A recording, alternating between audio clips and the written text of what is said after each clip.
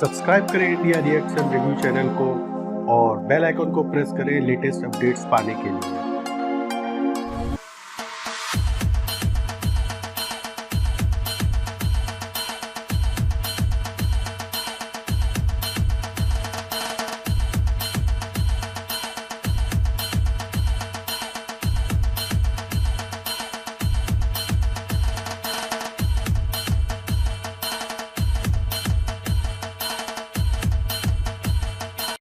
बॉलीवुड में आजकल एक ट्रेंड चल रहा है, हम देखते हैं कि काफ़ी जो सेलेब्स हैं वो एक दूसरे के मूवीज़ के पोस्ट शेयर करते हैं। Akshay promoted Luka Chhupi and we have seen this trend growing for a long time. Do you think perhaps someone had promoted Manikarnika the way they have other films for you also it would have been a मेरे लिए तो क्या benefit करेगा। I am already मुझे 3-4 राष्ट्रीय पुरस्कार मिल चुके हैं। I am at the age of 31, I am a film maker. मुझे तो ये लोग क्या प्रमोट करेंगे, तो खुद को ही प्रमोट कर ले, बहुत बड़ी बात है। लेकिन जो रानी ऑफ झांसी है वो क्या मेरी चाची है? हाँ?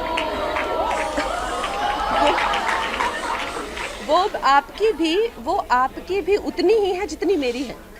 तो फिर ये लोग जो हैं क्यों डर रहे हैं, क्यों खिसिया रहे हैं कि मैंने नेपोटिज्म के करके बोला तो इनकी हवाइयाँ उड़ गई। सब गैंग बना के बैठे हुए हैं कि नेपोटिज्म के बारे में इसने क्यों बोला। तो सब इकट्ठे हुए हैं।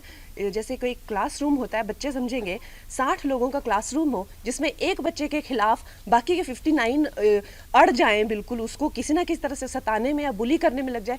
कैसा महसूस करेंगे आप? शर्म नहीं आती इनको? कोई तो मेरे दादा की उम्र के हैं, ठीक है, मेरे पीछे इतनी बुरी तरह से पड़े हुए हैं, इतनी शर्म नहीं आती है कि it's not about me.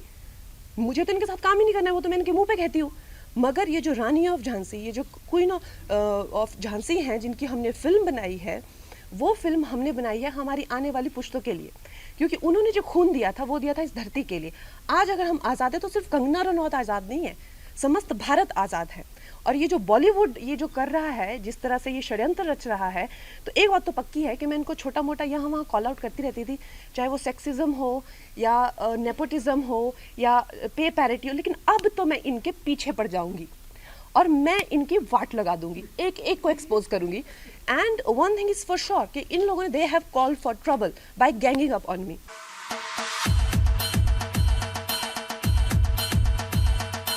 Raj, Justin here from PTI towards your left here. Hi, hi. Justin, तुम तो हमारे दुश्मन बन गए यार।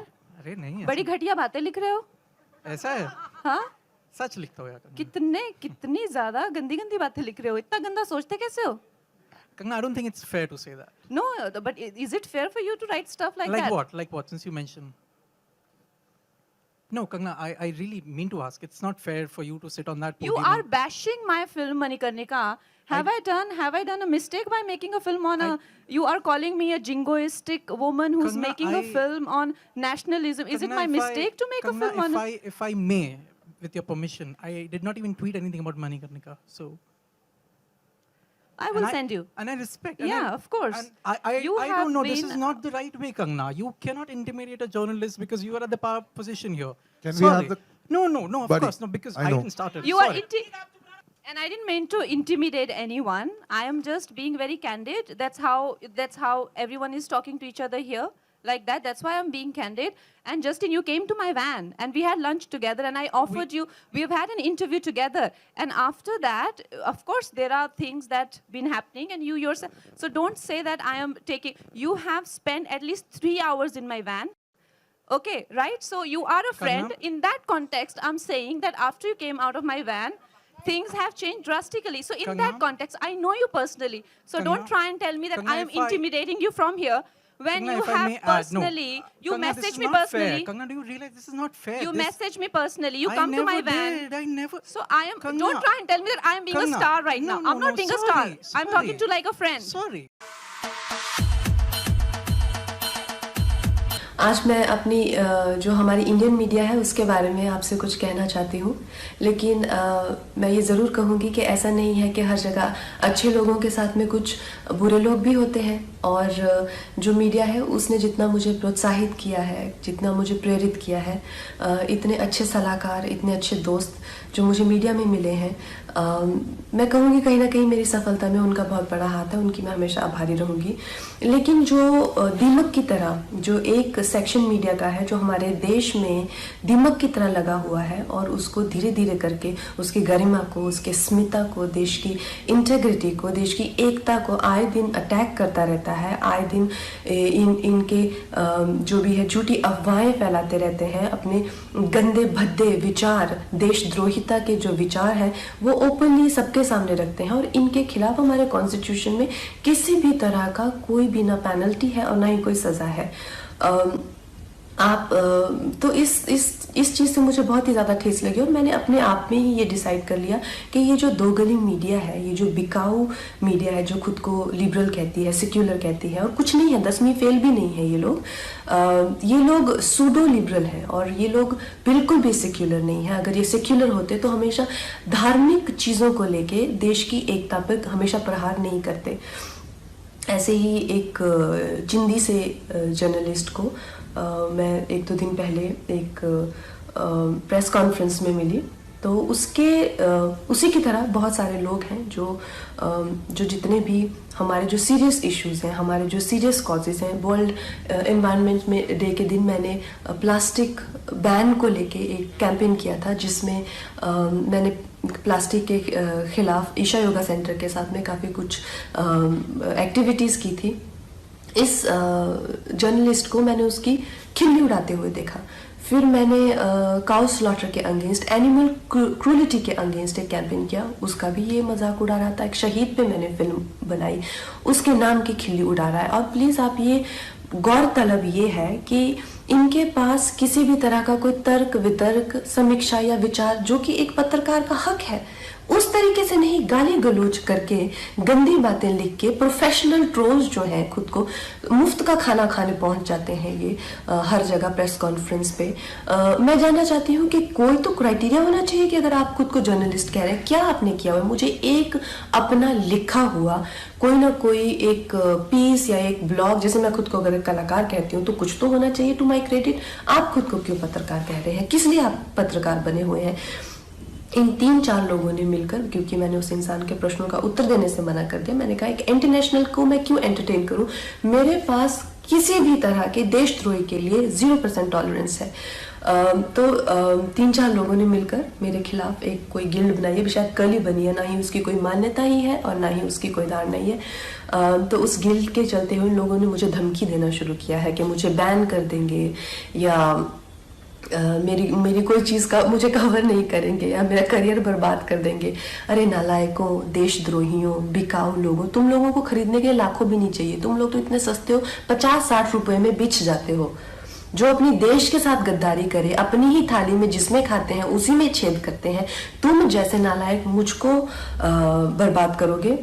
तुम लोगों के बाप दादाओं को भी मैंने लोहे के चने चबाए हैं। आज मैं अगर तुम लोगों जैसे लोगों की चलती ना मूवी माफिया और तुम जैसे सड़े हुए सूडो जर्नलिस्ट की चलती, तो आज मैं इंडिया की टॉप एक्ट्रेस और हाईएस्ट पेड एक्ट्रेस नहीं होती। मैं तुम्हारे सामने हाथ जोड़ती और कह रही हूँ कि प्लीज़ मुझे बैन करो, क्योंकि मैं नहीं चाहती कि मेरी वजह से तुम लोगों के घर में चूल्हा जले।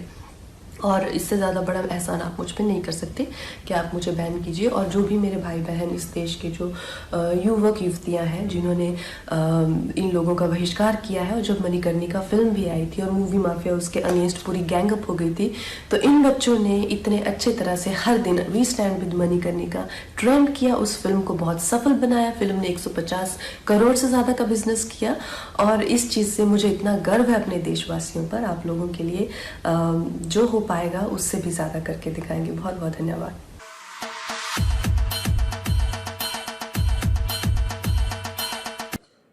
Kangana, at the same time, there are certain. I mean, there is a lady in the country who is saying that just like Priyanka Gandhi, even Nirbhaya's mother should forgive. उस लेडी को उन लड़कों के साथ 4 दिन jail में रखो, उनको रखना चाहिए, उसको जरूरत है। कैसी ऐसी औरतें होती हैं जिनको बड़ी दया आती है, और ऐसी ही औरतों की कोख से ऐसे निकलते हैं दैशी दरिंदे। ये भी किसी की कोख से ही निकले हैं। उन्हीं की कोख ऐसी होती है जो ऐसा सोचती है, जिनको सिंपैथी आती है, प्यार आता है इन पे, दैशियों पे, खूनियों पे। हाल ही में निर्भया पे जो अच्छा ये रह गया था। अच्छा ओके, बताइए। जो वर्डिक्ट आया उस पर आप क्या कहना चाहती हैं, और ये क्या आपको लगता है कि इस तरीके से जो कोर्ट की तरफ से वर्डिक्ट आ रहे हैं उससे रेप कम होंगे, या फिर जो आम मानसिकता है लोगों की विमेन के प्रति वो कम होगी? उनको हैंग करने का दो जो भी, एक तो वो माइनर था, उसको माइनर कहते हैं। जो रेप करता है, वो जो कि रेप करने के काबिल है, वो कौन से उससे माइनर बनता है? वो कौन सा स्टैंडर्ड इन लोगों ने बनाया हुआ है जो उसको माइनर बता रहे हैं? जो बंदा रिप्रोड्यूस कर पा रहा है, रेप कर पा रहा है और इस तरह की हरकतें कर पा रहा है, तो सबसे पहले वो माइनर है ही नहीं। ऊपर से ऐसे लोगों को चौराहे पे मारना चाहिए, उनको वहाँ पे हैंग करना चाहिए, ताकि सबको पता चले कि क्या होता है रेप और क्या उसकी सज़ा होती है।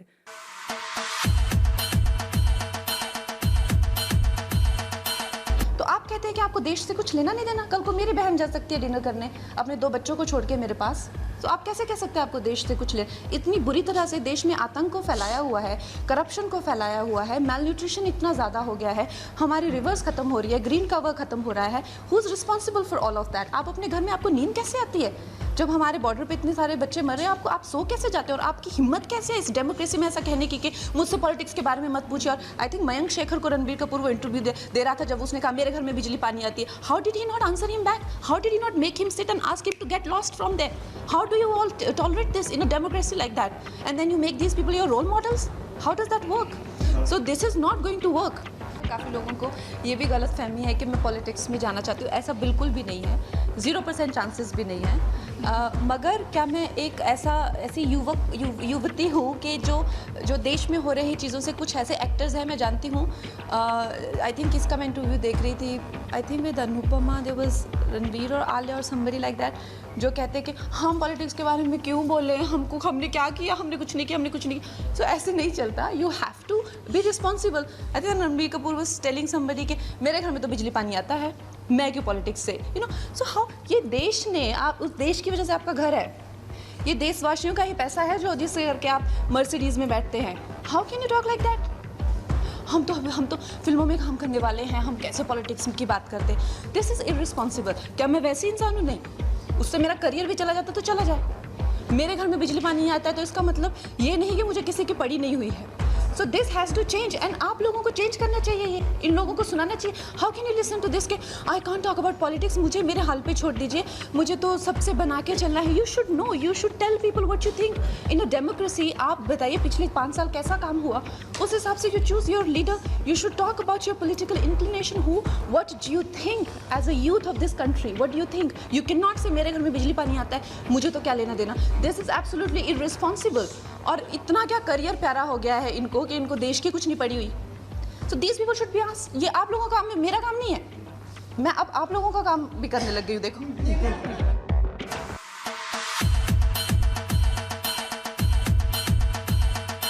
क्वीन की रिलीज से पहले मुझे कहता तुम्हारा हमारा कुछ लेना देना नहीं है, भूल जाओ। सबसे पहले तो कहता मेरी वाइफ का डिवोर्स हो रहा है, मेरा डिवोर्स हो रहा है, तो मैं इस फ़ोन से बात कर सकता हूँ, मैं उससे बात कर सकता हूँ, मैं इस अकाउंट से करूँगा, उस अकाउंट से करूँगा। जब डिवोर्स हो गया तो कहता तुम कौन, तुमको तो मैं जानता ही नहीं हूँ। मैंने कहा भाई नहीं जानते तो ठीक है, इस बात को यहीं पे ख़त्म करो। लेकिन अब खुद के दिल में चोर है कि इस लड़की ने अगर कभी अपना मुंह खोला तो इसका मुंह बंद करो। अब 3-4 मेल उसमें से मेरे थे, बाकी सबके सब खुद लिखे। 2 साल उसने ये अपनी फाइल बनाई। 2016 में वो खुद जाता है, नोटिस भेजता है, खुद साइबर क्राइम जाता है। जब मेरे पास किसी को 1 मेल लिखने का टाइम नहीं, कोई कैसे लिखेगा? क्वीन रिलीज हुई तो क्वीन से पहले इसने मेरे से ब्रेकअप कर लिया था। क्वीन रिलीज हुई तो फिर से आ गए, जनाब मुझसे बड़ी गलती हो गई, मुझे माफ कर दो।